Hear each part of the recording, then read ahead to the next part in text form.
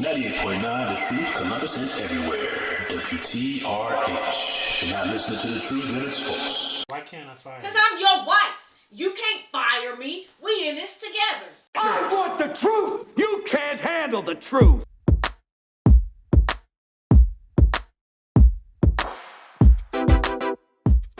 Hey everybody, it is your boy Hart Henry, and we are back on the Thursday podcast. We are back in the Elephant Room studio. I want to welcome everybody, and we're just trying to close out this season 3, and this is episode 9, installment 7 of the Kings and Queens series. And this is where I honor my brothers and sisters who are making magnificent strides in their lives, where we discuss levels of where they begin in life and how they are excelling in life right now and achieving greatness in their current walk. If you're watching this on YouTube, make sure you like and subscribe below. You know how that works. And of course, the her is not here with us. She's still on the business side of these things, but she will be back, and you can hear us on our gospel show, Music, Inspiration, and Fun. That's on gospelimpactradio.com every Sunday at 4 o'clock. Pretty good show, pretty good music, very inspirational. Live Sunday service and, weekly inspiration. If you're going through things, we hope that we can push you through the week. You can also see what we have going on in our social medias, Instagram, Facebook, and YouTube. Just look up Two Hearts. And on Twitter, MSTAJ_HARK. And don't forget about our sponsors, Sons of SP Phillips. You can see them on their Instagrams and social media. All IG, Facebook, and Twitter is Sons of SPP. Check them out. I know for a fact they have some discount codes sitting out there on the social media. Check out the site, sonsofspphillips.com. Get you some discounts, get you some good stuff over there. Audio versions of our podcast are streaming on all platforms, Spotify, Amazon. We recently got on iHeart, so we're very happy for that. Google Podcasts and Apple Podcasts. Like I said before, this is episode 9, installment 7 of the Kings and Queens series. And this installment is called The Advocate. And I have a very special young lady who I don't consider a friend. I consider her a sister. That's why I have her on here. We've connected on several projects that we're working on in the past, and I look forward to working with her in the future. Just real life kicks in. We can't do what we want to do. But she's very positive. She's a wife, a mother. She's an advocate. She really advocates for the community. So I'm going to let her introduce herself, and we are going to get this ball rolling on this horn. Hi, my name is Porche. Hey, what's going on, Porche? Not a whole lot. How are you? I'm good. Porche, I got a question. All right. Do you have legs? I do. Okay, because every time we talk or I see a picture, all I see is this part. I never see your legs or anything. So I'm just wondering. Yes, you're a short individual? I am. Okay. All right. Well, that makes sense. So, of course, before we start and we have this segment called A Moment in Shoes. Because me and her, we're sneakerheads, we're shoe heads, and, we like to shout out our feet and share everything. So, let me see what you rocking with today. Don't be pulling out no Old Navy flip-flops either. Ooh. Where you get those from? My husband got them for me. My favorite color is pink, so I love them. They're my favorite. Those are pretty dope. I don't even want to show mine, but I am. Yeah, so I got my red and black. Ooh, yes. Those are nice. Yes. Red and black Jordan mids. Oh, yes. These are I like them. Only worn about 2 times. So, yeah, they're a little dirty. I got to clean them up today. Yeah, so that's what nice. You should see these green and yellow ones. Oh, and my wife got. Oh man! I just got the blue and white. I think they're the 13s. They're so cute, though. Yeah, I gotta get a pair of those. I like those. I like them a lot. Cool. So, Ms. Proffit, like you said, this episode is called The Advocate. So, why don't you tell them why I'm calling you the advocate, because you're into a lot of stuff, and I want you to go ahead and explain you, because nobody can explain you better than you. Well, I guess I would assume that you call it the advocate because I am very much an advocate in the prison system, prison reform, just community in general. But I like to do anything that I can to kind of make a difference or make things better or to help someone. My background's in psychology. So my bachelor's is in psychology, but my master's is in forensic psychology. And that is kind of how I got into working in the prisons and working in prison reform. But it was always something that was important to me and that was a passion to me. So I would say probably since I was in 10th grade. And I just turned 39, like, coupled on the 10th. So it's been a long time that it's been a passion for me. Okay. So you're not just some random chick trying to save the world. You have receipts, degrees of receipts. Right. And I'm still a chick trying to save the world, because even without the degrees, I would still be trying to save the world. And, you know, so, but it helped give a different perspective. I just like education too. So, I mean, it was just always felt right for me to go to school, but then also to go for something that mattered, something that was going to make a difference. On top of that, it's just the idea of you spend 95% of your life working. And so it was always important to me that I never did something that I hated. Like, my job was never something that I hated, because I was like, I don't want to spend my whole life doing something that I hate. So it was it's always been important to me that I pursue what I'm passionate about and what makes me happy, and that's making a difference, that's doing things to help people. And so it's kind of how I ended up where I'm at. And that's a good perspective, man, because a lot of us spend time, like you said, we have to work. And a lot of people just settle into a job and just roll with it and be miserable forever. And I'm just not one person who can do that. Me either. I'm kind of, in this entrepreneurial space right now where, even though I have a full-time job, I consider that as a means to keep the lights on and everything else. But I'm moving towards into the things that I want to do. And, I've always been like that, especially having a creative spirit. But, it's a little bit easier now than it was a couple years ago. So I'm enjoying the move that I'm making right now. Yeah, and it's the, I don't know who said it, but it's the idea of if you do something that you love, then you're never going to work, or it never feels like work. And so that's kind of the same way I feel about all of the different variety of things that I do, is I would do them even if I didn't get paid for them. Even if it wasn't a job, like, I would still do them because it's what I enjoy doing. It's what I love to do. It's what I enjoy doing. So even if no one's ever going to pay me, I'm still going to do it because it's what I enjoy. Right. Yeah. I mean, I've always heard that. And I used to work with, I've said this several times, I've worked with emotionally disturbed youth. I've worked with youth for a long time.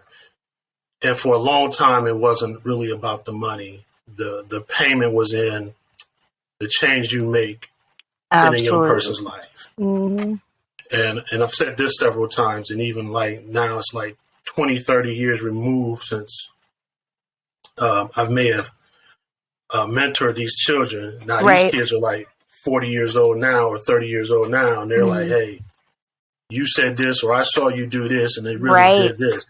And that's a payment. It won't pay a bill, but right here, that's a payment. And that's what we're here to do. Yeah. Right. Definitely. I also worked with kids in a psychiatric residential facility, and just, the impact that you have when you hear from them later in life. Right. And they're still thinking about you. They're still, you're somebody that's still some important that made an impact in their life. And that's why you don't always get all of, the rewards right away.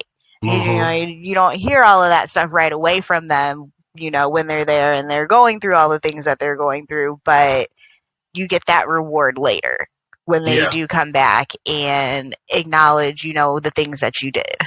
Right. What I'm doing recently, because I've been out of that field of education for a long time, but I do enjoy mentoring.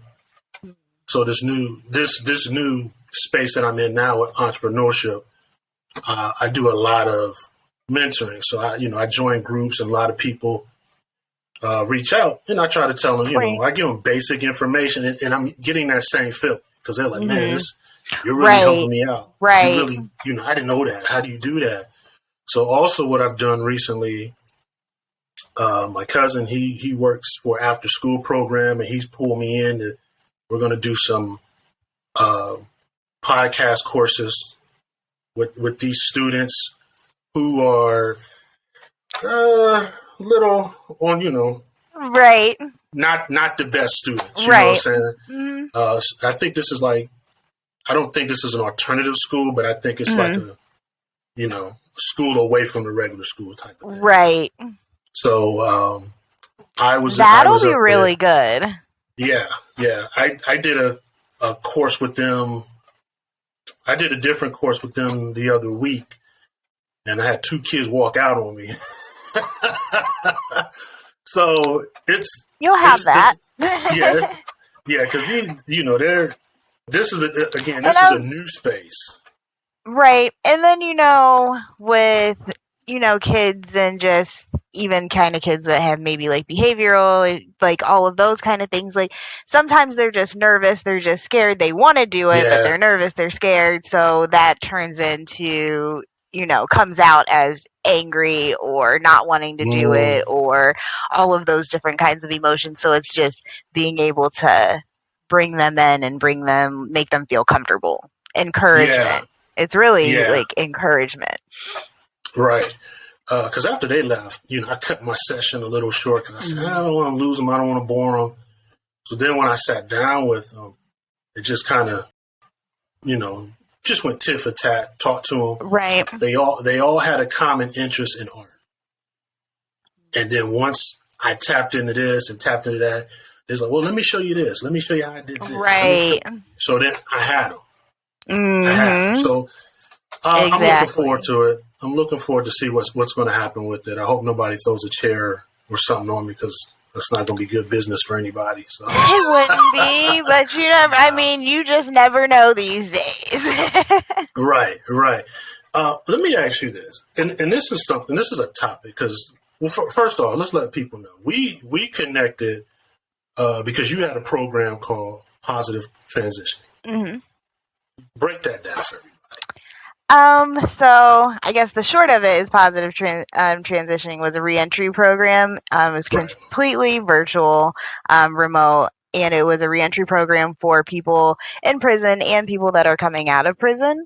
And it kind of was just broken down into a lot of different areas. So we had a media area, we had case management area, the coaching area, just all of these different kinds of areas, kind of really trying to break it down so that we're covering all of the different needs, because that's one of the things that I think a lot of reentry programs lack, is that you cover one specific need, like you do the housing, that's your thing, you do housing, and then another place does employment, and that's their thing, and that's what they do, and that's perfect. But what if you can't find me housing, but I have a job?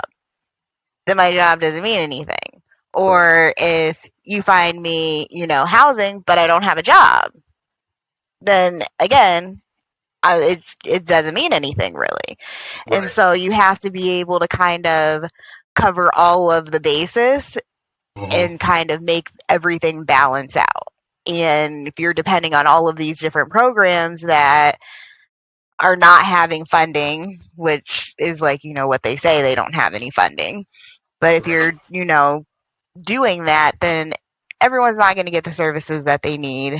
Everyone's not going to get the help that they need. And that was a big part of positive transitioning, is we wanted all of the money to go back into the community. Any kind of grants that we got, we didn't want to waste any money anywhere, and anything extra that we had, we wanted it to go back out into the community.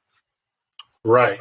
Because I remember, because I started your podcast program that you guys were kicking off, and that was one of your topics about the money, right, and where it's going and who's taking it and where it's being dispersed. And he was just like, "Hey, show us the receipts." And right. I guess that's an ongoing issue out there in the communities that very few people know about. Right. And I mean, you think about all the grant money that they give out and all the, grants that they get and all of just the different donations that different places get. And you would think that if all of that money was hitting the streets, things would be different. Maybe not a lot different, but things would definitely be, different, because there would be more resources for people. There would be more money to do things with people. But, a lot of that money goes to salaries and to paying people salaries, as opposed to putting it back out into the community. And so that was, I guess I would say, positive transitioning's main kind of structure of what we thought and what we felt was the best thing to do, is to always put all of the money back into the community. And any money, like salary wise, any of those kind of things, would be based on how much commitment how much time you gave to the organization. So it wouldn't have been, you have to work full time, you have to work part time, it's just how much time you give to the organization. Right. Now the program you guys are running going forward now is the Red Zone. Correct. Okay. Yeah. So I'm trying to get in that space with you. So go break that down too, because I think it's very interesting, because I've been listening to it, and the way you guys have it set up, it's like it's kind of like you're making do with what you got, and but you're still trying to get them involved. And, right. You're giving them a space and a voice. Right. So then Red Zone kind of like came out of positive transitioning. My co-founder, he created a curriculum that we could be able to teach people, teach inmates. And it is good, and it's going really good. Curriculum that he could teach the inmates. And so that was more like a media podcasting kind of curriculum. And then I created a coaching part, so that it wouldn't just be, the media part. You still have to have, learn skills, coping skills, anger management skills, all of those kind of things, to be able to just go back out and return back into the community.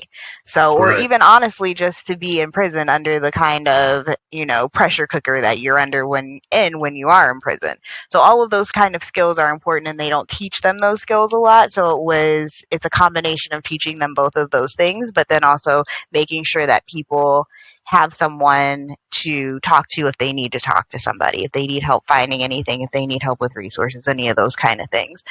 And so we started a pilot program in December, and we have about 14 guys, and we just brought on some girls actually at the beginning of March that are working on the curriculum now, and they're in Idaho. But we have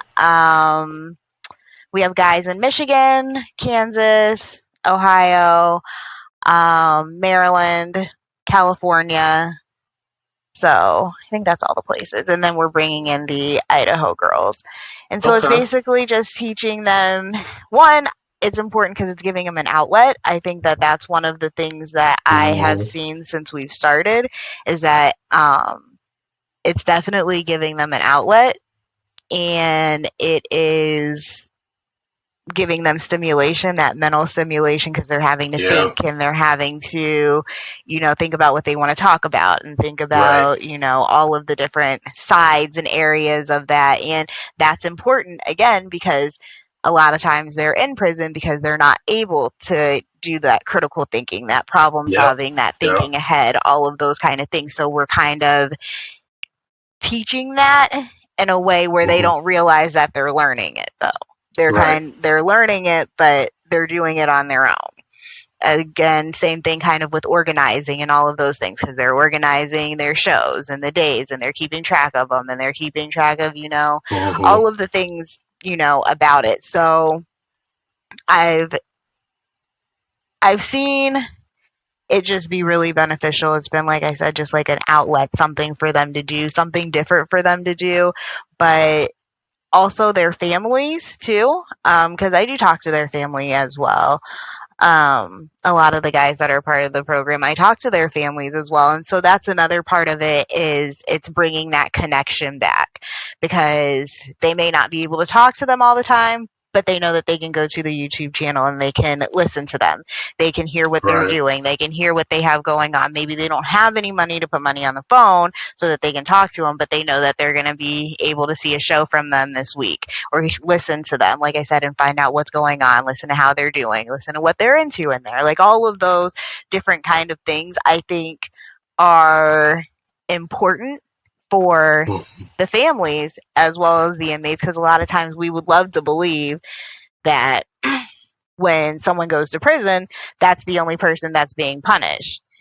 And I mean, that's just, unfortunately, it's not true. That's not the only person that's being punished. That punishment is a domino effect to several, different people. And I mean, that can go the same way, you think when you think about victims of crimes, that domino effect for, the victims is the same thing. But that's also why the idea of like restorative justice and connecting people back together to be able to heal, because a lot of times victims don't want to have any contact with the person that offended them or did something to them, but that a lot of times is the only real way that you're going to really get the healing that you need. You may not want it. We don't want to do a lot of things because it's hard.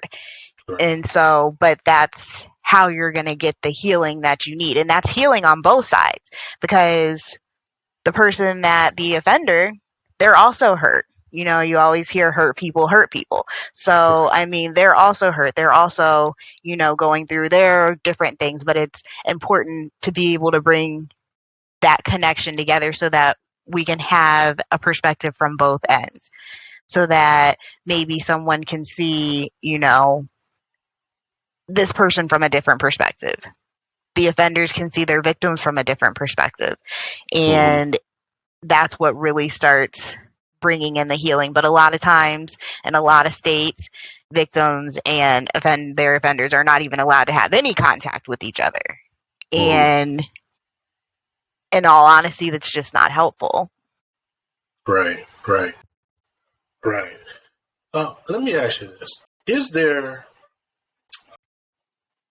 I don't want to sound naive when I ask this question, because I know it's out there, but I kind of see it one way, but I guess it's another way. Do you believe there is a school prison pipeline?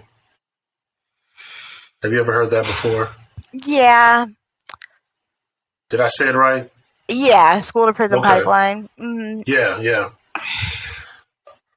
I went to an inner city school. And I guess I can say that we probably did not have the resources or the type of school like, the other junior highs and middle school, or on the side, on the side of town that I grew up on. And I can probably say, we may not have had all the resources or a lot of money in our schools. But then I look at like some of my friends, and then I see some of the people I grew up with who are still doing the same old things, or who've always been in trouble, who've been in and out of jail. And I was friends with them too. So I'm just like, I kind of think sometimes that needs to be, I don't know. I don't want to say it's a slippery slope or it's 50-50, but I think sometimes we come up with these terms of scenario and we take away the responsibility or the accountability of the family or the parent and try to dump it on the system, you know. I mean, kids grow up in bad situations all the time, but I mean, this is why I'm asking, because I mean, that's just my outlook. I mean, I got a deeper outlook on it, but that's just my thing. And for somebody who's in the prison reform, I'm interested in hearing your take on it. See, I think it's hard for me to really decide how I feel about that, because I think that a lot of times we try to put, so we have, you know, the school to prison pipeline, and then we have, you know, foster care system, like all these different kinds of things that we're saying, you know, lead back to going to, you know, to being incarcerated, to going to prison. Like these are things that, which are true, but why are those things? Why are kids, because their parents don't have any money, because they don't have the resources, because they're not getting funding. It all goes back to the main thing that I think people don't want to acknowledge is, if we fixed the income problem and the financial problem, all of these other little problems would go away, because it's we're focusing on, oh, well, it's this and this, how can we fix this? And like looking at every other option, but like, we need money. Like that's how it's going to be fixed, but still trying to like look at every other option of like what we can do. Is they want to do everything else, but what needs to actually be done. And until you want to do what actually needs to be done, it's going to be the same way. But to say that, you know, there's specifically kind of like a school to prison pipeline, I can definitely see it. But I think that that could go for anything in any situation where people don't have money, where people don't have resources, where people don't have education. Anything can be a pipeline to prison if you don't have money, you don't have resources, you don't have support, you don't have education. And we just want to kind of like put it in these little separate areas, so then it just looks like it's just this or it's just this. But it's not. It's all of these things, and the only way that these things can be fixed is by obviously money, resources, education. Because it's not just money, but it's resources, it's education, it's, you know, all of these different things. Right. Because I came across some information where, you know, it's like everything today is what do you call that? Crap. Conspiracy theory. Everything's a conspiracy theory today. So somebody had show like the inner city school, look how they got them lined up to get their lunches, just like the prison. Just look at the trays and all this stuff. And I'm like, you know, I think they're stretching when they do things like that. But again, and it's like, for me. But then again, it's a stretch. Because, I mean, I agree, it could be a stretch, but also you have to think about how differently everyone interacts with their world. And so for some kids, that may be something, you know, it may be something that impacts them, that affects them. You know, if school is their only safe place that they go, home is not a safe place, you know, other family members' houses aren't a safe place. School is their only safe place. And then when they go to school, they feel like they're in prison, you know, that's going to affect them. And it may not affect other kids, but, you know, everybody interacts with their environment differently. Everyone processes the things around them differently. So it may affect some kids. It may not affect other kids, you know, the same way. So I think it can kind of go either way, if that makes sense.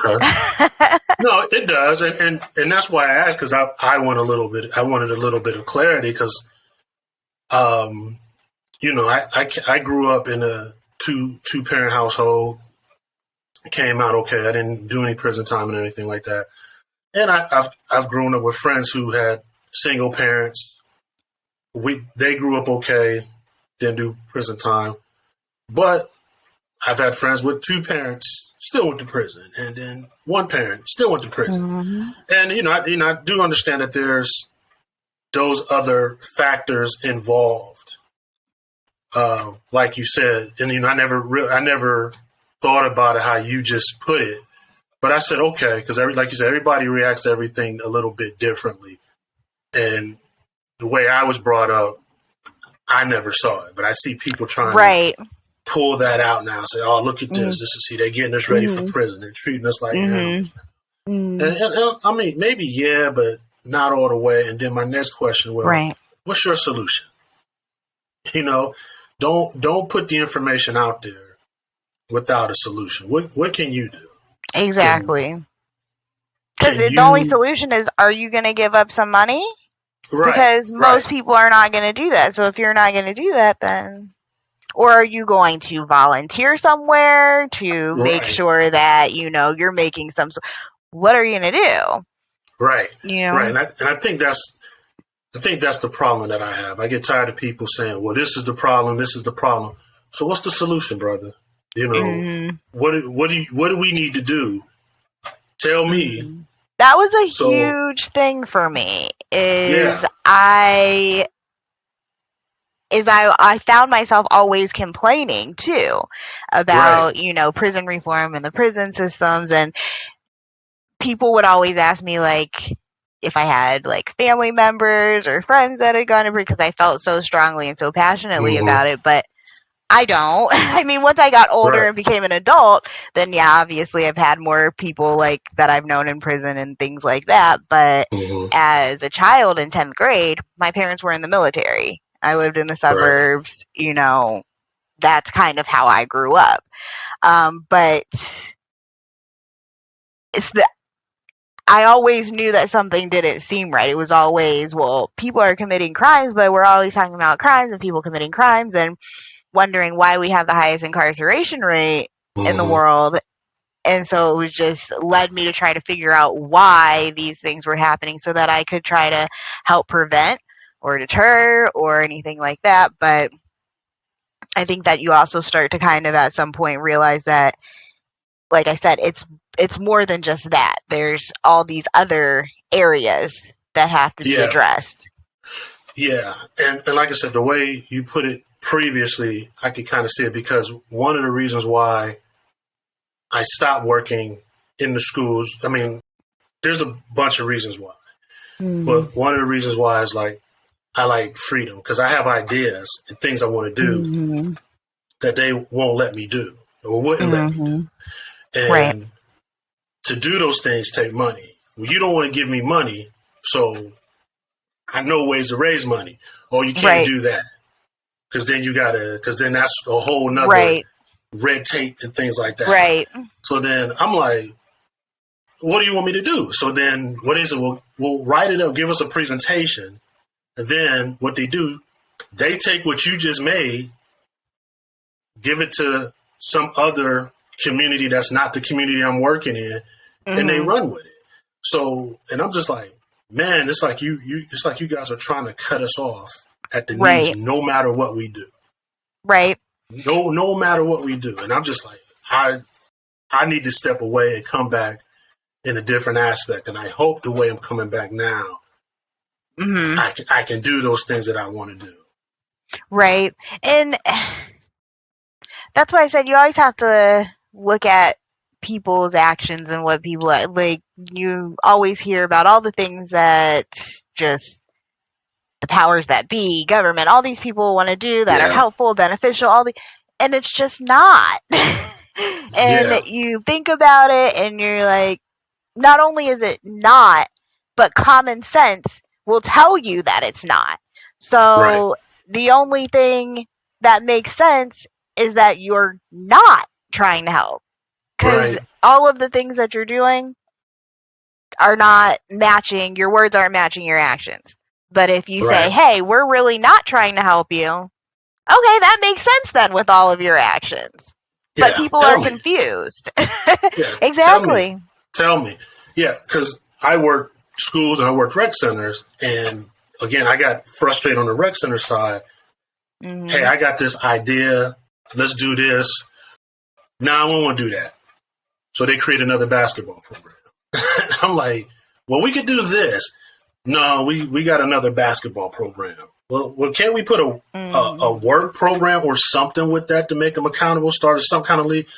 No, we'll just make another basketball program. And so then it's like, so then you're not trying to help then. So then you're not, so just say that then, say I'm not trying to help so that I'm not wasting my time trying to help you.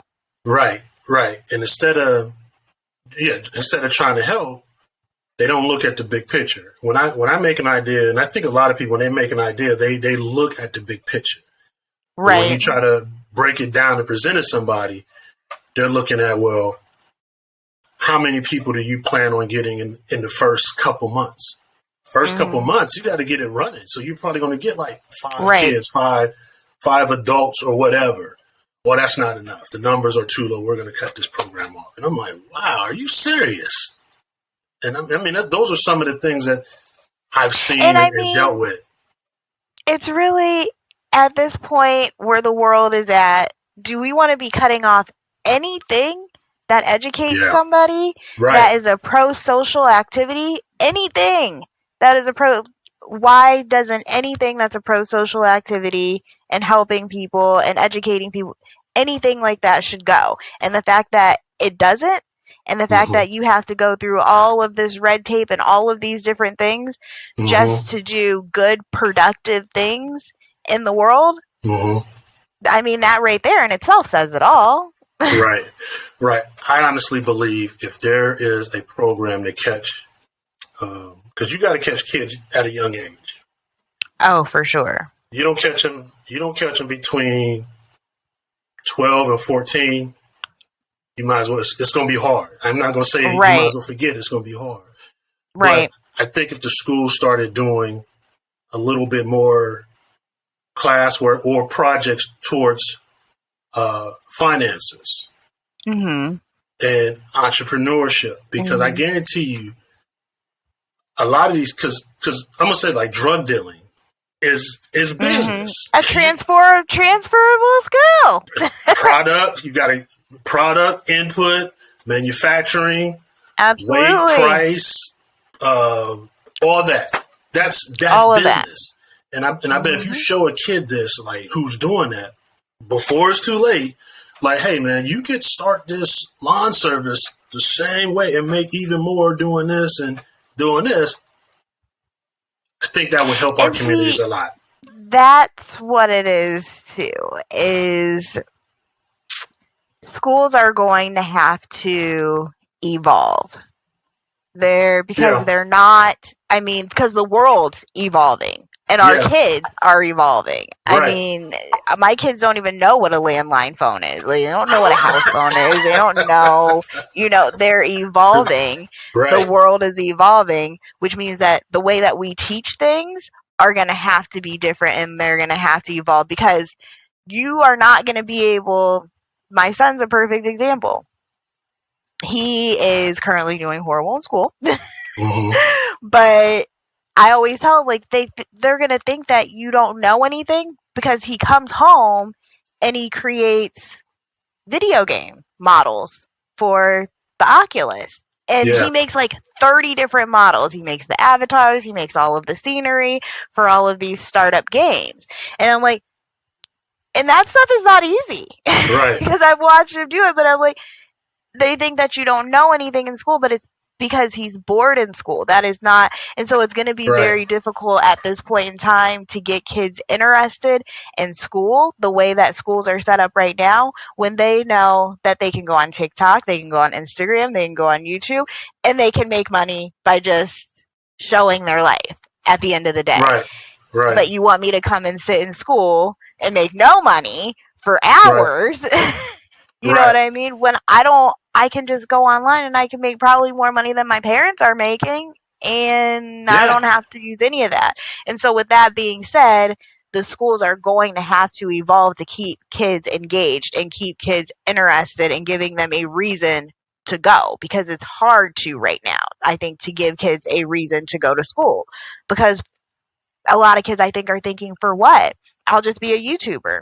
I'll just be a TikToker. Yeah. I'll just be, and that doesn't take, in their minds, any education. Right.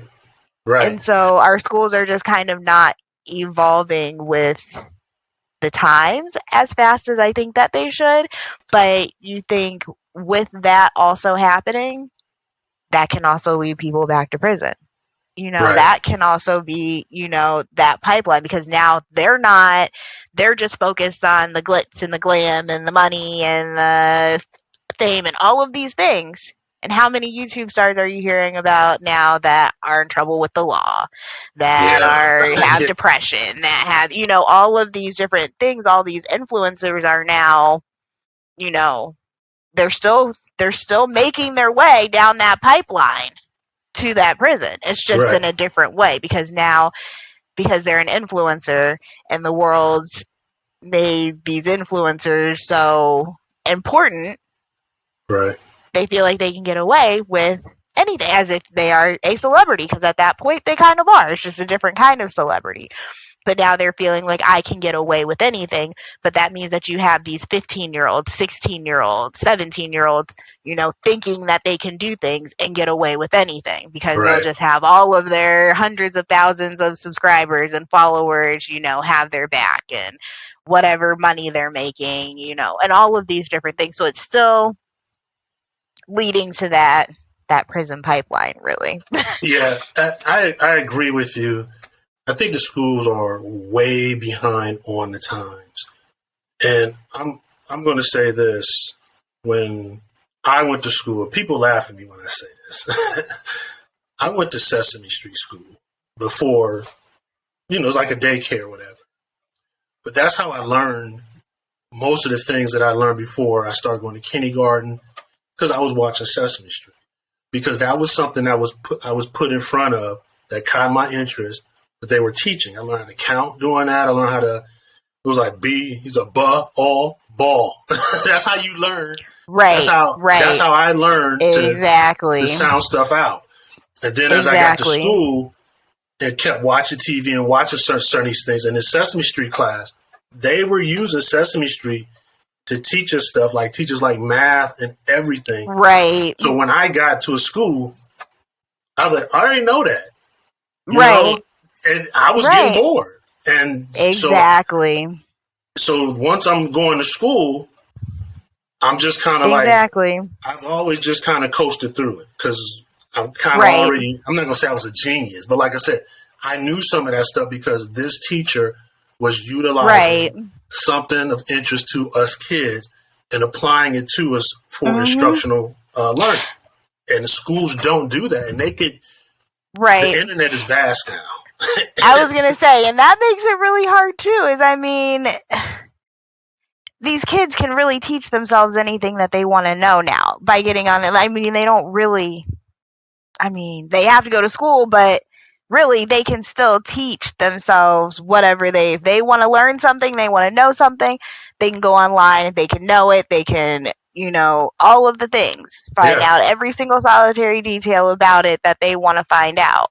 And so, but the difference is they're learning it in their way, because they're looking things up in their way. They are, you know, researching, analyzing, figuring out whatever it is that is interesting to them. They're still learning it in their way, as opposed to having a teacher standing in front of them and teaching it to them in a way that the teacher has been taught to teach. Right. And it just makes it difficult, because not every kid learns the same way. Right. And I think because I've gone on everything that I'm doing now, I've learned on YouTube, you know.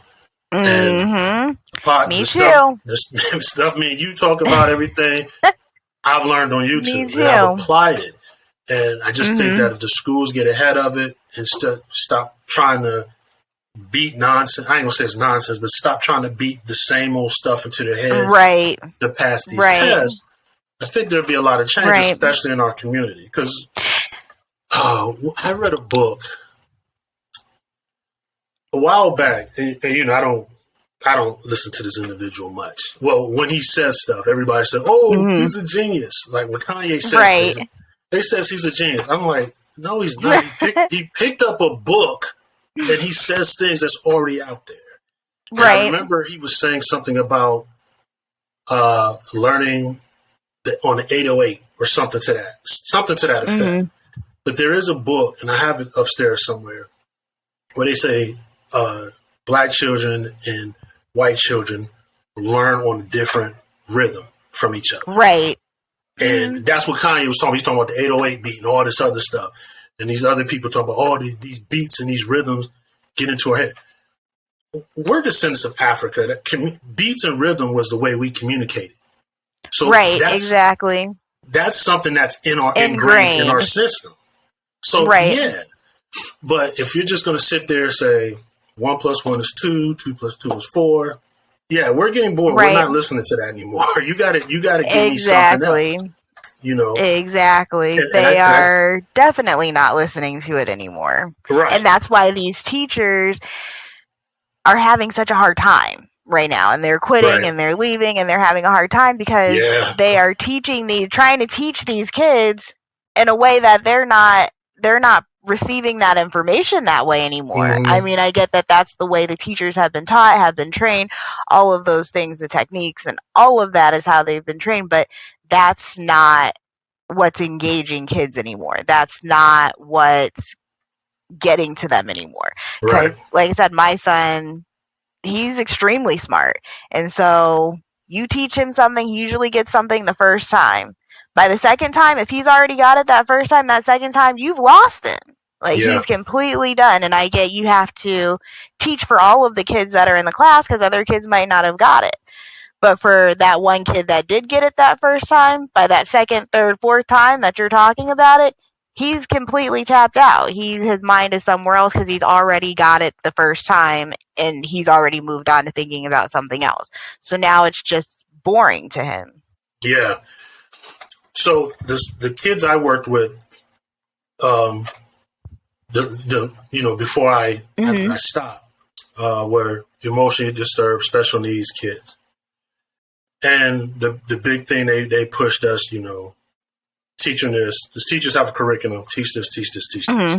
Then, testing comes around because everybody has to pass that test. Right. So we didn't have a normal population like the regular school kids. We may be able to have 10 to 12 kids in the classroom because our kids were our school was for kids who couldn't handle the regular population or whatever. Okay. So it's not uncommon to have a fifth grader on a first grade reading level. It wasn't. It was not uncommon. So once we get them through the proficiency testing and all that, it's pretty much smooth sailing because that happens in like late April, early May or whatever. So once we get through all that, all the classrooms like, hey, we just going to do this. So the teacher I worked with at the end of proficiency, she always pulled out Greek mythology. And she would read the stories of Greek mythology and she would go over this and go over this. And this one particular year, maybe 2 or 3 years straight, these kids kept jumping up saying this, that, kept saying all this stuff. And she said, what is he talking about? So I just looked at him. I said, was you playing God of War? He was like, yeah. So, and he knew who Hercules was. He knew who Zeus was. He knew all the stories. Right. Because they did it in the video game. Right, exactly. And, I don't recommend a teacher throw video games in the classroom, but that's just, like I said, that learning where you're catching the kids at a point where their brains are sponges. But I think that they are trying to figure out how to incorporate video games into the classroom because Minecraft, that's something they've incorporated into the classroom now. But I mean, I think because it's the realization that you have to be able to engage these kids if you want to teach them, and just kind of sitting there and you lecturing, they're not in college, so they're gonna That's it's another not going conversation for to, me. be good. They need engagement. They need, all of these kind of different things. But I think that there's also just so many kind of restrictions on how you educate, what you can Right. educate, all of those kind of things too, that make it hard for teachers to be able to kind of just do their job. Yeah, because I think a lot of teachers come up with a lot of different ideas and a lot of different techniques and on their own, and it may not be what they were trained in or sort of, but they came up with it on their own, and that might relate to somebody. So it's they have such a, this is what we have to teach, this is what we have to curriculum wise and all of those things, but you need to be able to keep the kids engaged, because everything in the world now is very engaging. Social media, video games, TV, phones, tablets, like everything, you are always engaged in something. And so then to expect that the kids are going to go to school and just be able to kind of sit there while you lecture is not going to work for most kids. Let me ask you this. What do you, well, I think I know the answer to it. But these same kids that we're missing in the classrooms, who get caught in the pipeline, end up in prison, and by the time their time is up, they've got a PhD in something. Right. What is the difference in that? Is it because they're in prison and it's like, I ain't got nothing else better to do, so I might as well soak it up? Or do you think they're doing something a little bit different I think it's that could both. be applied? I think it's both. I mean, I think that prison, it forces you to sit down. I mean, that's almost the idea of it, is it forces you to sit down, but then also you don't have, it's just you at the end of the day, and your cell, it's just you by yourself alone with your thoughts. And so at some point, it's easy to not have to face yourself out here in life, because you can have so many different distractions. And so when you go to prison, that gives you that you actually have to sit down at some point in time and face yourself. And then when you do that, facing yourself, that's where I think a lot of that self-awareness comes in, where you start thinking about all the things that you need to do, all the things that you want to do, all the things that you could have done. And that brings about motivation, determination, because it all comes back to your motivation, to what you want to do. You have to be, whether you're in prison or you're not in prison, whatever you want to do is going to be based on your motivation and your determination to want to do it. But I think that comes in prison from having to face yourself and having no other option but to face yourself. And when you face yourself, you have no other option also but to take the choice of, am I going to fix the things that I see wrong and fix the problems that I see wrong, or am I going to just leave them and keep them the same? Got it. And you don't think that's something we can, well, I think that's to apply that now, that's more of a parental responsibility, right? I don't think so. I think you can definitely teach people how to do things now. I mean, because it's all just skills, techniques, just learning different things about life. It's going through life and learning life. And I think that you can definitely do it at any age, because I think that it's not so much about, because I mean, what is a parent? Somebody that just guides you, gives you guidance, gives you motivation, gives you, all these different things. And yeah, a lot of the things are tangible, but you think about all the things that your parents provide that are not tangible. And so I think that with anybody, including people in prison, which is why I guess that's my passion to work with, is because they also just need a little guidance, a little motivation, a little, you're not a horrible person, a little bit of encouragement, a little bit. And people completely underestimate how far that goes, but it goes so far for somebody that never gets to hear that. Okay. And so I think it's just that guidance and motivation and helping people, because people figure out their own problems. People figure out things on their own. It's just a lot of times people might need somebody there to kind of just support them and be that person that's just there while they're figuring out all of the things. Because a lot of times I just listen to them. I just listen to people and they'll ramble on and their talk and their talk. And then by the end of the conversation, they figured out what they want to do. And I really haven't even said anything. I've just listened to you. But people need to have that that safe space to be where they can go through that process in their mind, where they can process things with somebody, where they can say whatever it is that they want to say without having that feeling of being judged or, just mainly being judged, having that feeling. And being in prison already, that makes it hard because you already feel like instantly you're already being judged immediately. So it makes it hard for, I think, people to open up. So let me ask you this. Do you have concerns? Because you said your son isn't doing great in school, but he knows this, the stuff he knows because he's working with things that he's interested in. Do you get concerned of him getting caught in that pipeline or falling in line with another student who, that would catch him up and he would be a follower or anything like that?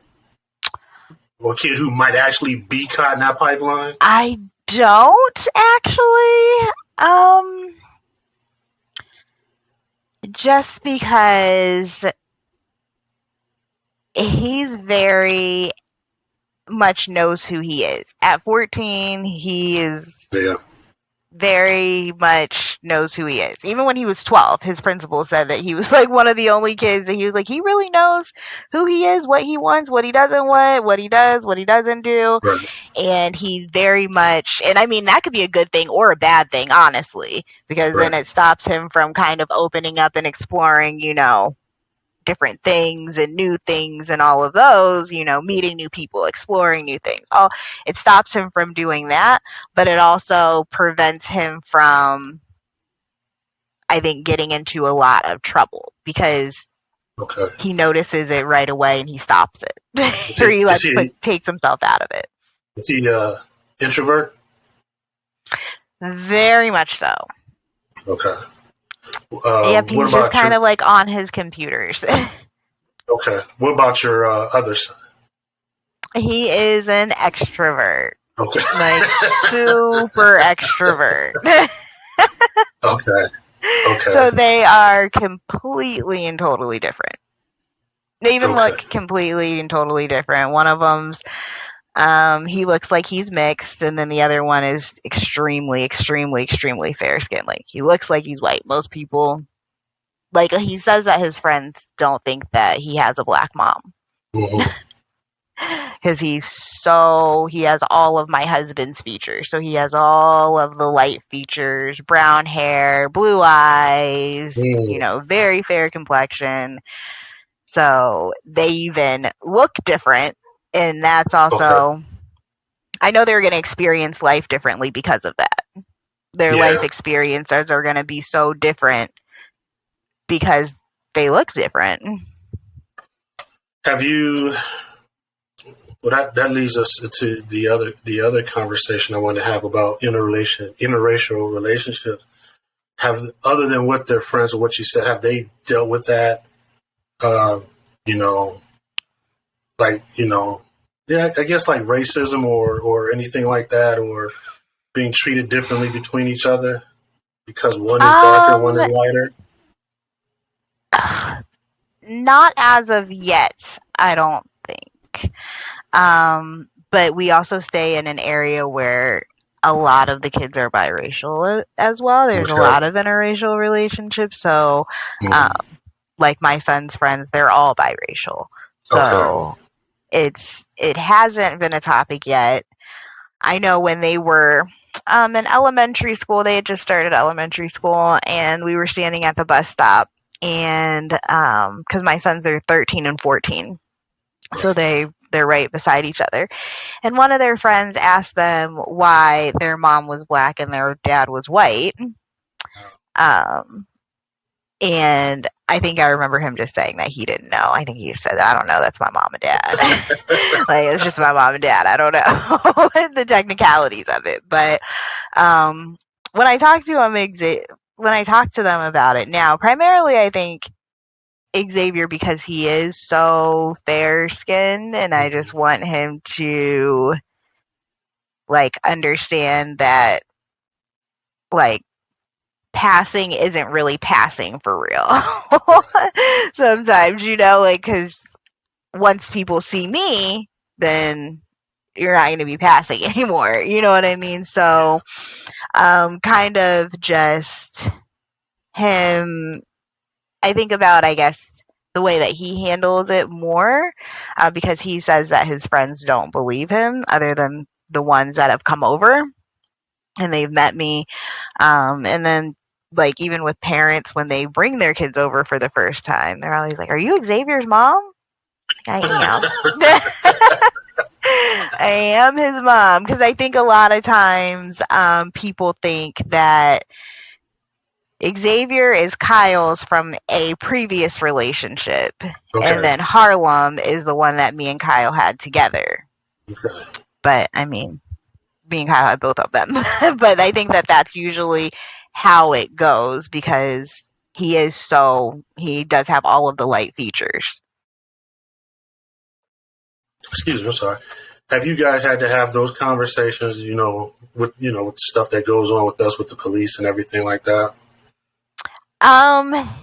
Yeah, I've always had those conversations. I think just because of the field that I'm in, like my field of study. So I've always talked about police, prison, crime, all of those kind of things. And so I've always had kind of those conversations with them. Right. So yeah, it's just harder because Xavier is very aware that he's, he could pass for being white. And so it makes it It makes it a little bit more difficult to talk to him about it, because, like I said, their experiences are going to be different in life because they just look so different. So what do they classify themselves as? Because I was watching an old Oprah Winfrey episode where Mariah Carey was on there. So she asked her, she said, "What are you?" She said, "My mom is white," or somebody's white, somebody's Venezuelan. She said, "I'm black." And everybody was just kind of like, right. And then everybody gets on Kamala Harris, because she said, because somebody's Jamaican and somebody's German, but stop calling her African American, stop calling her black, because she's not black. But that's how they classify, because right. I mean, because they look black, because they grew up that way, because she went to an HBCU. I guess that's a part of. I've had issues with race, but I think that's a part that I don't understand why it's such a big deal, because I think that we take just about everybody as long as you're staying true to what you are. If you're coming over here trying to be in, for the points and all that stuff, just for the credibility. No, but if you're just coming in and just kind of being yourself and just rolling with it, then we really don't care. I mean, because absolutely, we'll hang with Asians, we'll hang with Middle Easterns, like whatever. And if they say, "Yeah, I wear a do-rag, I'm black," right? Like, that's all right, whatever. And so, my husband, when he was a juvenile, he had an accidental shooting with his best friend, and he went to juvie for, I think, 2.5 years. And he said that none of the white people would talk to him. But he said all of the black people talked to him. Right. And ever since then, he honestly isn't around any white people except for his family. And usually when we go places and there's white people around, he feels uncomfortable.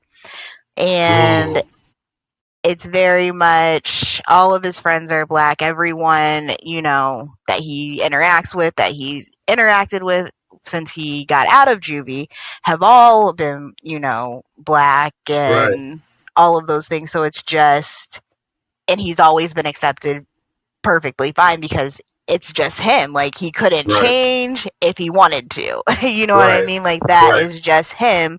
But I think that that's also why, they were able to accept him, because they knew, like, that's just him. Like, it's just, he's not acting. Like, that's just who he is. Right. And, well, you know where I grew up at. You from the same place. I went to Hartford, predominantly black middle school, junior high, whatever it's called. And we had a couple white kids sprinkle around here. And, it like I said, that's not a big deal. Because I know, like, a lot of the white kids who, I still know a few of them. They're just who they are. Exactly. We never had that problem. But when I went up to the senior high school where the race lines changed a little bit, I saw a lot more division, Right. And then I saw some trying to slip into this group, but some of us trying to slip into that group. And it didn't always work out because, like, when you're trying to slip into a group, like I said, trying to get those points or getting that credit, eventually you're going to get figured out. Right. Yeah, and if there's one of us trying to slip in that group for the credit, they're going to remind you. They're going to remind you for sure that you're not slipping in here the right way. Right. Yeah. And I mean, I grew up, like I said, in the suburbs, and my parents were in the military, so I went to a predominantly white school. And it was always interesting to me because through high school, none of the black people would ever talk to me. Never interacted with me, didn't talk. They were just basically straight mean to me. Because it was like I was the white or the black girl that wanted to be white, which obviously that's not true. I just act the way that I act. I just am who I am. I mean, that's just who I am. I just act I just act the way that I act. But there was like this wall in school that all of the black kids stood on in between classes.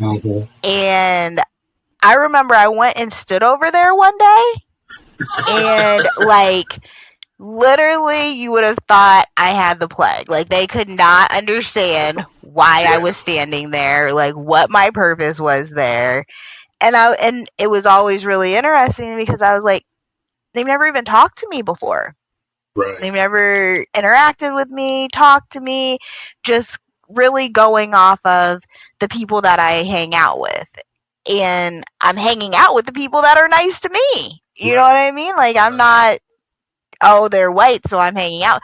They're nice to me. They befriended me, so I'm hanging out with them. If you were to befriend me, I would hang out with you too.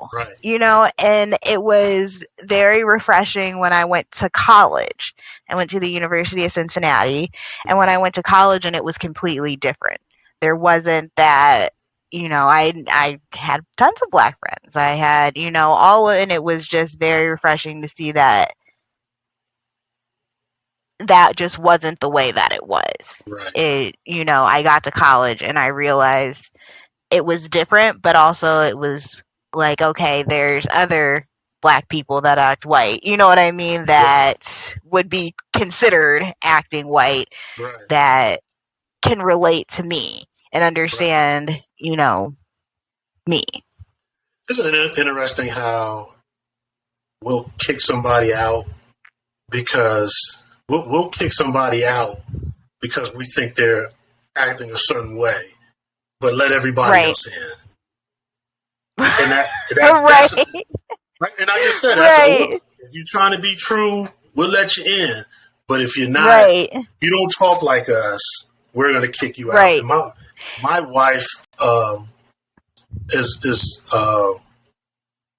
has a degree in English. She was going to be a teacher, and she was a straight A student. This, that, and the other. So she went to college. She graduated, things like that. So she has pretty good enunciation, diction, all that crazy stuff. And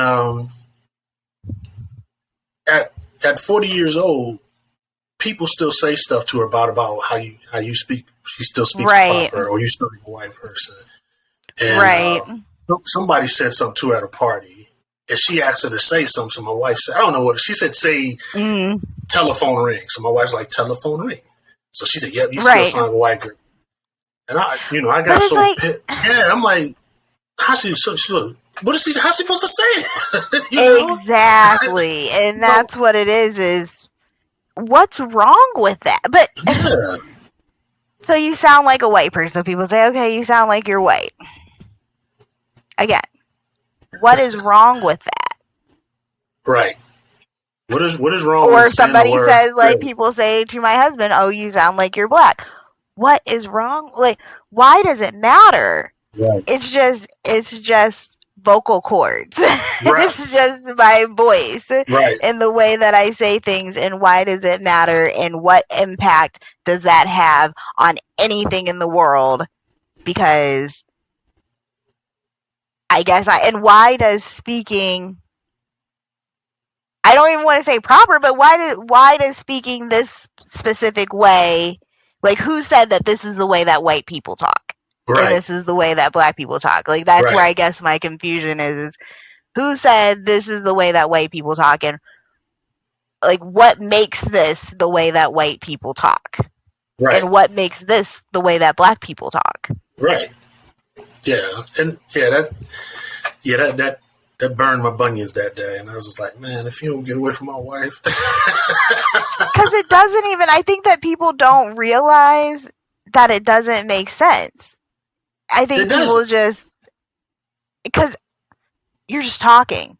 Everybody has a different voice. Everybody, and why I would hope that she would talk proper. Her, degree is in English. Right. So, I would hope that that's the way that she would talk. But at the end of the day, what does it matter? Right. If you're talking slang, if you're talking proper, as long as I can understand what you're saying, why does it matter? Right. And why does it have to be identified with a specific race or color? Right. Is where the confusion's at. If you're saying the word the way it's written in the book, why is that a big issue? I mean, I guess because maybe white people wrote the book. It was the only thing that I could think of. Because why does it make a difference? The way that I'm saying something. Just, and I say all sorts of things, and that's why I always say it's not that I talk white or I talk black, or I just talk like me. Because I create my own words, I create my own, inflections, all of that stuff. So I'm just talking like me, and maybe white people talk like me. I'm not talking like that. There's this whole thing about keeping it real, or the culture, and I'm just like, y'all so-called keeping it real and culture, whatever y'all putting in a basket together is really killing us, Right. Get out of that headspace and just live a life and just do what you're supposed to do. And quit trying to combat people on certain things minute like that. That's just a minor thing.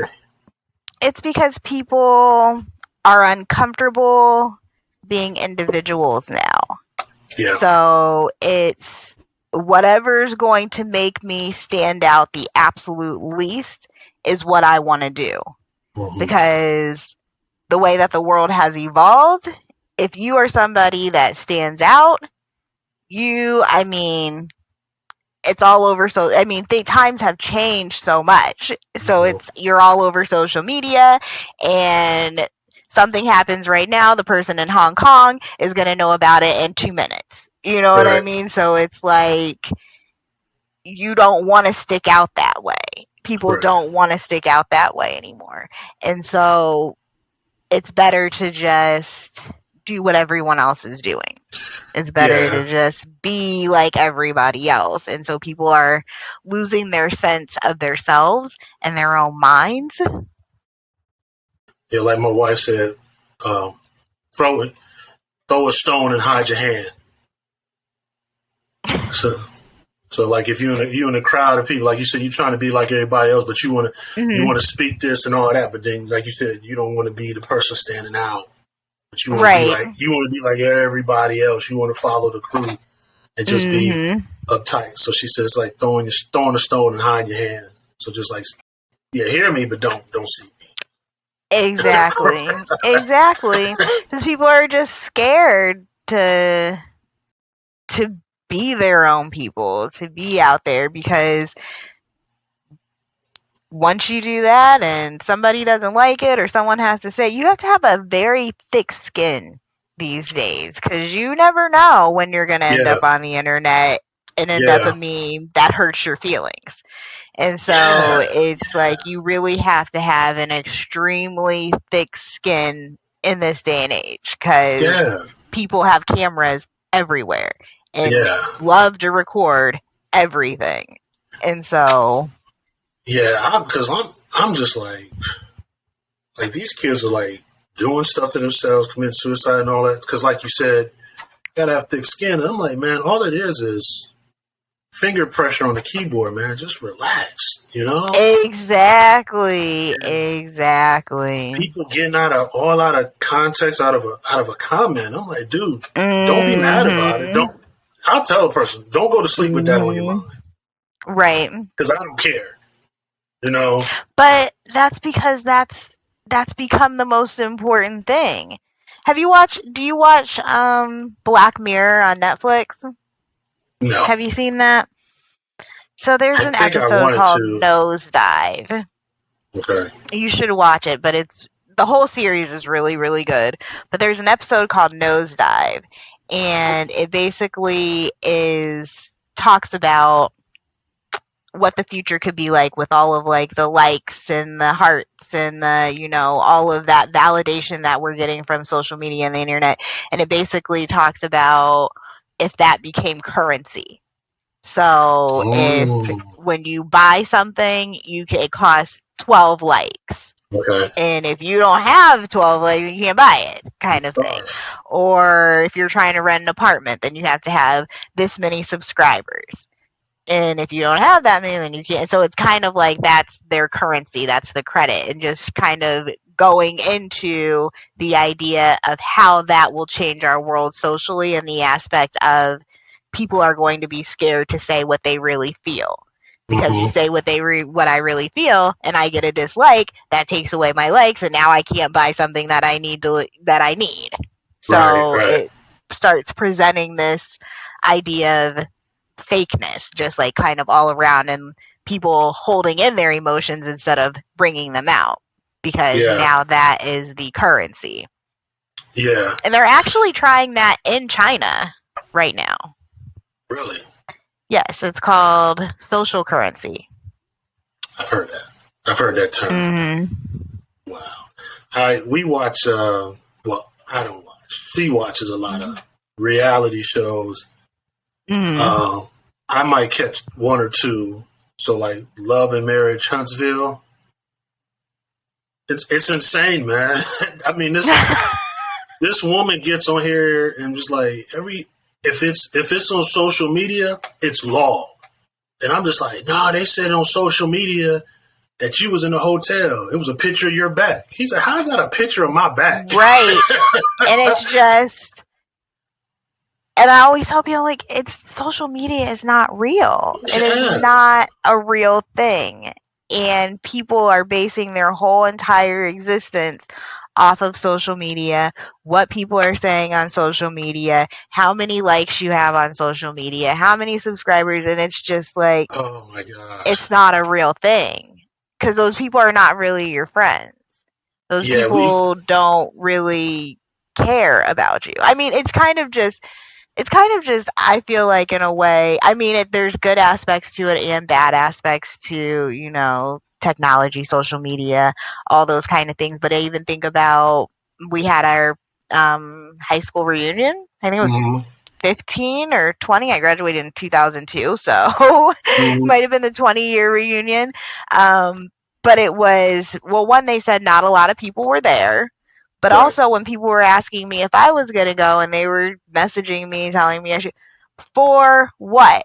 I see absolutely every single solitary thing I need to see about you on the internet. I know you just had a kid. I know you just got a job. I know you just bought a new house. Like, what are we going to come there and talk about? Because I've seen all your pictures. I've seen your new house. Like, there's nothing for us to reunion about anymore.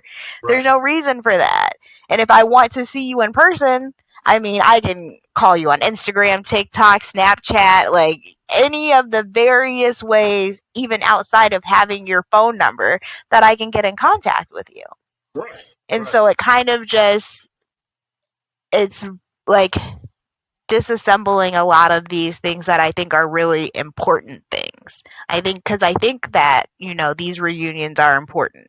I think that they do have a meaning. I think they are important, but social media has kind of taken that away, because what do I need to go for? I know what you're doing. It's definitely brought the world smaller, because my buddies are asking, I don't know which number we're on. And he said, you going to a reunion? I said, for what? I talk to y'all in the chat every day. I see y'all anytime I want to. I'll go home. Half the people there didn't like me then. I don't like them now. So what am I going for? And I still know what you're doing with your life. Like, what are we gonna talk about? Because exactly, that's what and I was like, there's just really no reason. And they said that there wasn't a big, show at the high school reunion, and I'm like, it's because everybody, what do I need to go for? I see videos of you, I see pictures of you, you write something every day, 12 times a day. Like, there's really nothing for me to go for. But like I said, I think that even with that being said, I think that there is a purpose for those high school reunions. I think that they are important, and it's just social media and technology has taken away, I think, a lot of the importance of some of those things. Well, now they're going to have the class reunions in the Metaverse now. Oh, yeah. I mean, hop in there and see everybody. Exactly. Digitally or whatever. I did watch the Biggie concert in the Metaverse, and it was really good. He looked like he was really there. I mean, it was good. Was Puffy there? Puffy was there.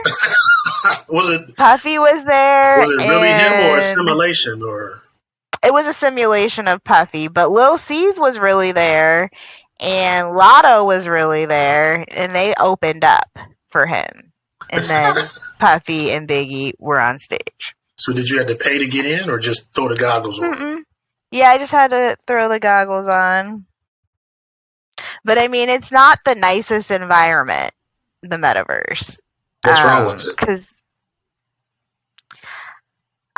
Well, I mean, when I was in there, I was using my son's headset, and you have your different avatars. So they didn't know I was a girl. I was using my son's avatar because I just was trying to watch the concert. But people were in there being so incredibly rude. People were trying to assault me. People were trying to hit me. How do they assault you? What do they do? Do you feel it, or does your thing shake? No, nothing. You just see their hand like go across your screen like that. But they just it was just like, I'm like, this is a whole nother like world of bullying. Or possible bullying. It's just like another world of it.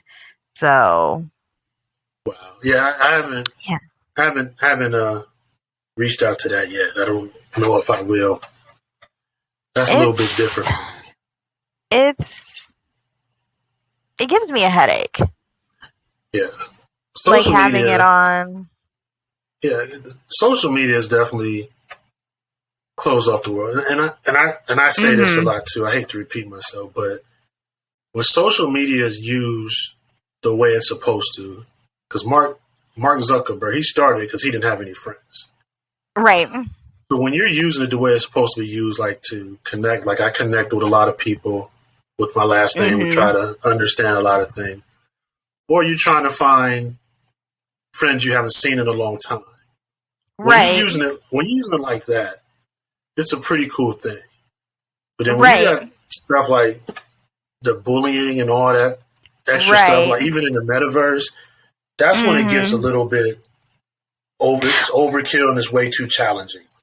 Right. But then you think every world is just another world, but as long as there's humans, it's going to function pretty much the same way that the world does. You think the metaverse, that functions the same way the world does. There's mean people in there. There's nice people in there. There's people that are learning out, hackers that are figuring out how to commit crimes. There's gangs in there. Like my son told me that there's actual gangs that they try to recruit you for. Like, and they go around and they like beat people at different video games or different games. Or, like, it's just, and they're actual gangs that have like names and everything. And then you think same prison. That's a whole nother world, but it functions pretty much the same way that the world functions out here. I'm glad you said we came back to that. Do you watch the show called Mayor of Kingston? I just started watching it. Oh my god! I'm on like episode 5 or 6. What season? It, though. 1. Oh. Yeah, I know. Like, I'm loving it though. Yeah, because I was watching that. I said, I wonder if Portia watched, because I wanted to bring it up, but it'll turn a whole nother conversation. But I was like, I wonder if the pecking order and the boss, the hierarchy is like that from prison to streets. I bet so. Because, I mean, you think the way that the prison runs, I mean, the inmates really run the prison. Because they can obviously take the prison over at any time that they want. But, I mean, it's another environment. You have drugs. You have fights. You have people getting killed. You have school. You have programs. You have relationships. You have, sex. You have all of these different things that are still going on in this world that's outside of this world. But it's all, like I said, anywhere that you put humans, you're going to end up with the same kind of, situations. Yeah, because we were watching, because I watch that all the time. My wife can't handle it, but we was watching 60 Days In for a while. And I'm just like, man, it's like as soon as a person comes in, they run up on them. Let me see your paperwork. What you in here for? Where you from? And I'm like, the way I'm looking at it, I'm like, dude, you inside 4 walls. You don't run nothing in here. But in fact, they do. And then they run it. Yeah. And how easily somebody can just take over. Right. And like a lesson of conversation. By doing something, they just take over. As horrible as everybody is that's in prison, how come they haven't, they can't be that bad if they have not taken it over yet, because they can. Right. Many of the prisons are understaffed. You think we have the highest prison population in the world. We don't have that many people that are working in the prisons to have the highest population in the world. So obviously they're understaffed. And the only reason, it's the inmates deciding to behave or deciding to, but also with that deciding to behave, you have to also understand and manage expectations. And I think that that's also something that prisons don't do at all, is manage their expectations of these people that you're putting in a pressure cooker, because you have more expectations of them than you have of people out in the community. But their circumstances are completely different.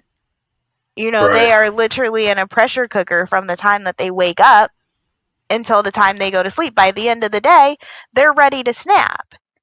But that's why I say you have to manage the expectations. If you're doing A, B, C, and D, then you should already know that A, B, C, and D are going to happen from that. You have to know what consequences are going to happen from that and manage the expectations. Red Zone, perfect example. They said that the guys in Ohio said that the guys in Ohio are not allowed to do the program. Mm-hmm. And so with them not being able to do the program, they're saying that they're not allowed being on the internet, anything of their likeness being on the internet, no podcasting, no nothing. And so with that being said, you think of the guys that were a part of the program that are now upset that they can't be a part of the program anymore. And one of them flips out, he's going to get in trouble. You're going to be mad at him. That's not managing that expectation. You should expect that from him. Right. You should expect for him to flip out. You shouldn't expect for him not to. Right. Because look at where he's at and look at what you're taking away from him. Something that he enjoys, something that's important to him, something that, is keeping him motivated, keeping him out of trouble, and then you take it away from him. You should expect that he's going to flip out. Like, why would you expect anything different? Right. And so that's what I mean about managing the expectations. If you do something like that, then you need to know that these are the things that are going to happen. But for them to be punished for you not managing your expectations, because that's really what it comes down to, is they're being punished because you didn't manage your expectations appropriately. Because at the end of the day, they're kind of, acting appropriately somewhat if they decide to flip out because they're in a pressure cooker all day. So any little small disappointment can take it over the edge for them. Right. Because they don't have any freedom. They don't have any freedom at all. So you give me, you allow me to do something, I can free my mind, I can free myself, and like you said, keep my brain moving. Then you say, no, you can't do it. Okay, exactly. So when you guys shank bodies in the showers, you know why. Exactly. That's what I say. Like, manage your expectations. Exactly. Because what else are they going to do?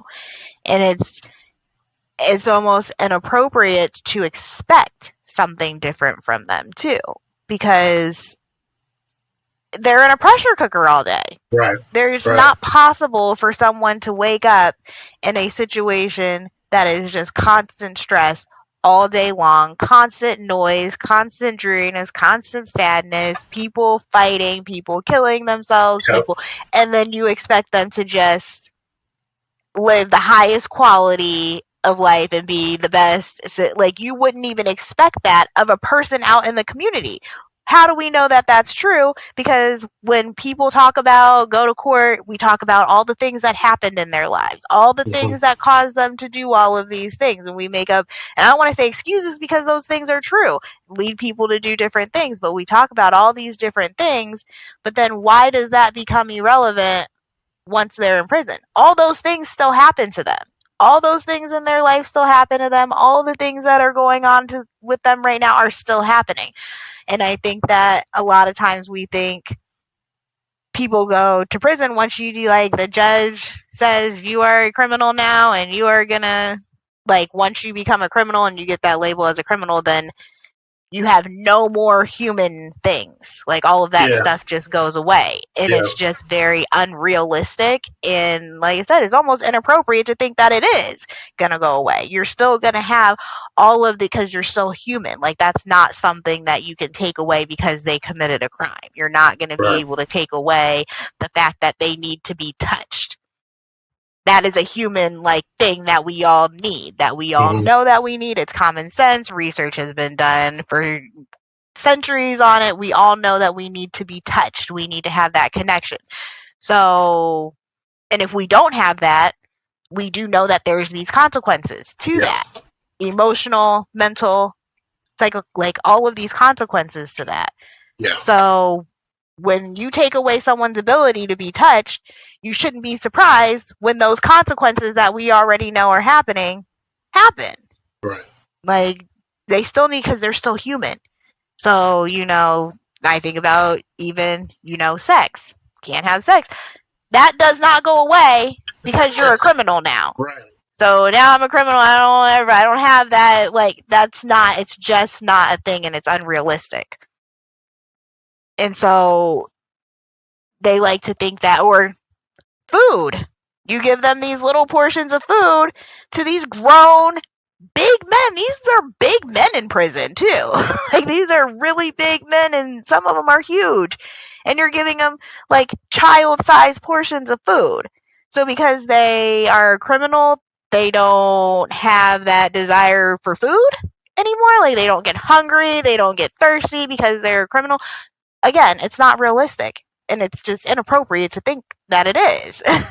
Yeah, and again, your perspective on that, the way you explain it, clarifies so much. Because now that I think about 60 days in, it's all about controlling the environment, where they're trading food, or they say, or they'll go to the cot and there'll be some noodles on the cot. They say, don't take those noodles. But it's all that control, because they have to. If everything's taken, we've got to create something new.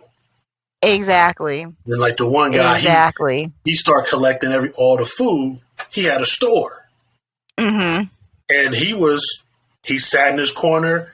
He said, "Oh, can I get this? You can get this if I can get this and this and this." Right. And I'm like, they like literally develop a whole new financial system, a whole new structure in which they can live. And I'm just, and now that you put more light on it, I'm just like, wow. It's such a world, and that's also a part of what the red zone is for, because it's just a world that people don't know anything about.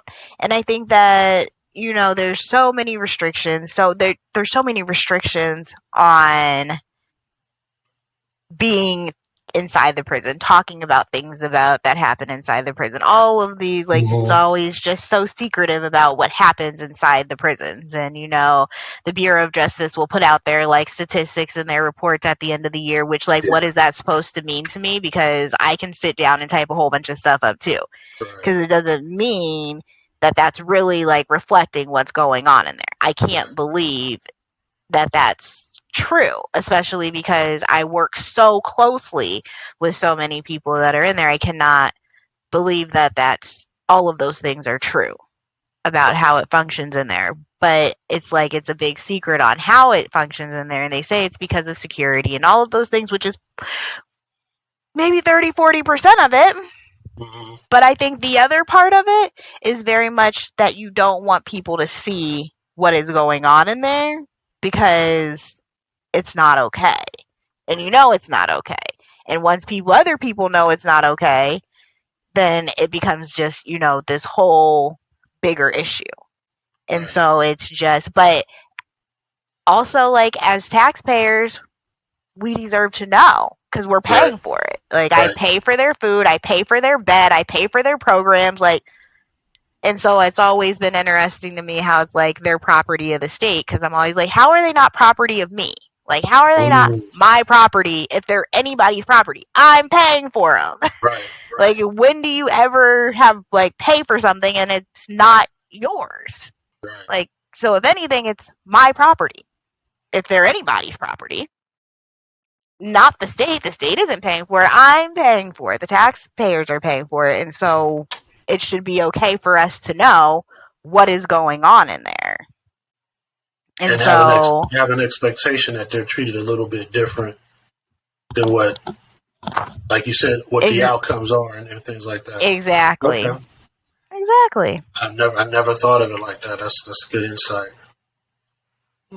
It's very much, because I think as taxpayers, should be able to have those outcomes. I want to see where my money is going. If you're saying that you are rehabilitating people, then I want to see that people are being rehabilitated. Why won't you show me that? If people are being rehabilitated, show me. Again, it goes back to, I want to see the receipts. You're saying you're starting these programs. You are the Department of Rehabilitation. It's all about rehabilitation. Then where? What programs do you have to prove that to be true? And not only what programs do you have to prove that to be true, who are those programs offered to? Because a lot of times I know people that are lifers or have very extended sentences, they don't get those programs because they're not going to be out anytime in the immediate future.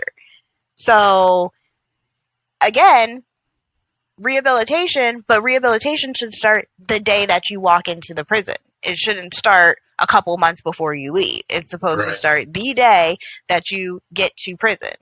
But it doesn't start the day that you get to prison because they won't allow them to have any programs because they don't want to waste the money to, but it's not a waste of money either way that you look at it, because behavior management in the prison is important because that is safety for the inmates, safety for the staff.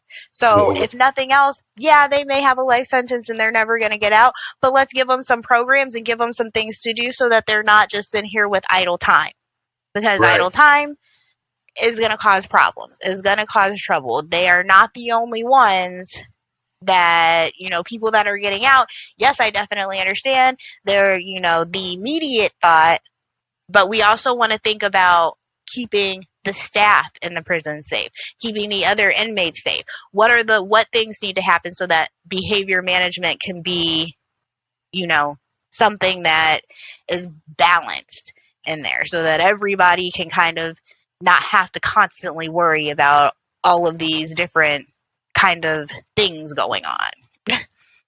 Right. And it's like you just reiterated the point that I made at the beginning of the episode where I said, trying to put programs together, but they're like, no, we won't do that. Exactly. and so I guess there is some type of school to prison pipeline, because if they're not, if I don't have the money, if you're not going to allow me to do this program in an elementary school, or you're going to restrict me from doing certain things, then they get to prison and you're not letting anybody be rehabilitated. Right. Exactly. And that's why it's like, that's why I say, I guess there is the prison or the school to prison pipeline, but it all comes back to the same exact thing, which is money, education, and resources.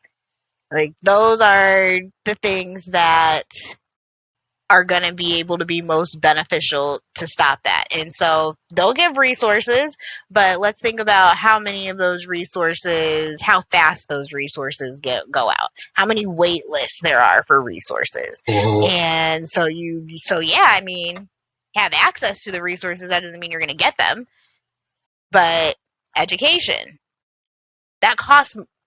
And the thing is, education doesn't cost money.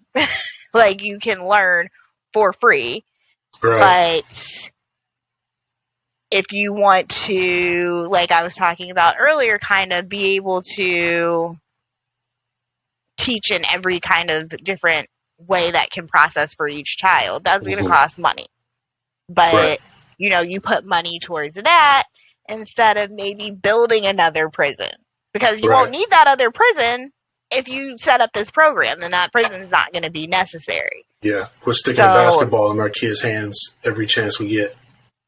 Exactly, and for instance, my kid, he's not a athlete in any shape or form, But it's like you always want to, because it's almost like, even though that's not the easiest route, it's almost like, in our minds, that's the easiest route. Like, what sport can you play? Like, can you rap? Can you play basketball? Can you play football? Like, what can you do? And at the end, and then it's just like, it's unfortunate because it's like I said, can you rap? Can you, do music? Can you play basketball? Can you play a sport? But like, what about academia? Like, that's something that's beneficial to people too, and it's like, what about, encouraging that and saying like, hey, why don't you, academics, let's get into that and encourage that. But it's finding that niche of whatever it is that makes that kid comfortable, engages them, because also, not every kid feels comfortable with every subject, talking about every subject, learning about every subject, everyone's different because kids are just, little people. I should have had you on my other podcast, 5 on the Black Hand Side. that's on that one we talk more about society, stuff like this and the society in our community. But yeah, I think we're going to get you on that one next because that's with me and my other buddy on that one. So I would love to. I love talking about all of the, things because I'm always trying to figure it out because I'm confused and I know that I'm not the smartest person in the room, but sometimes it feels like it. Yeah. When you know a solution, a lot of this stuff is common sense, right? When you have a solution, you want to enforce it, and then when I bring it to the table, you're like, no. But I'm like, why not? That's common sense. Why can't you do that? Exactly. Tell me a reason why we can't do that. Exactly. So, yeah, that's a lot what I ran into, and I'm just like, I'm tired of it. It burns you out after a while, and then you're just like. I'm very much like that too. I know that I'm creative. I know I can create good programs, good curriculums. I know my capabilities, and I know the way that they need to be used, and I know the way that they need so that it actually makes a difference. I don't want to just be doing something just to be doing something. I want to be doing something that's going to make an impact, that's going to help somebody, I don't want to just be out here doing something. Yeah. Porche Proffit, I thank you for coming on Thursday. Of course, thank you for having me. This was awesome, and I'm going to honestly say, you shed some light on a lot of the things. Like the questions I was asking, I said, okay, I get it. So you definitely shed some light, and I hope whoever listens gets it and understands it. And I hope they come back and send us a message and kind of ask or want more enlightenment on it. I'm always open for questions. Yeah, or thoughts. Where can they reach you? Where can they see the Red Zone podcast and all that? So you can find XB3 The Red Zone on YouTube, on Instagram, on Facebook, on TikTok. We have a Shopify store. So you can find us on any of those platforms. You can also email at xb3theredzone@gmail.com. Okay. Or you can always call into at 614-329-8808. Yeah, fellas, make sure you're calling for information, not to hook up because she's married. Yes, definitely for information. Yeah. But always willing to give information or guidance or help or whatever I can do to be helpful. Like I said, I am just, I guess, an advocate. Yeah. I'm an advocate for life in general, though. You're the advocate. Yeah, so, we're going to continue to work together. For sure. Just put me in, coach, and I'm ready. Try it out. We have a lot going on, but we're always ready to do some things. So remember you can catch the Two Harks, me and the Her, on our gospel show every Sunday at 4 p.m. on gospelimpactradio.com. That's music, inspiration, and fun. YouTube and Facebook and IG, it's Two Harks. Twitter, it's MSTAJ_Hark. And don't forget our sponsor, Sons of SP Phillips, at sonsofspphillips.com. You can catch them on IG, Facebook, and Twitter at Sons of SPP. Porche, thank you. I love you. I appreciate you coming on here. Thank you. Maybe we'll get you and your husband in here because I think the Her wants to do more couple stuff, so she'll hop on the horn in, but she kind of does other things right now. So we'll get you guys in here and we'll get on this horn and get the rocking and rolling. For sure. All right. Definitely. Well, thank you. So everybody, be easy and pray along the way.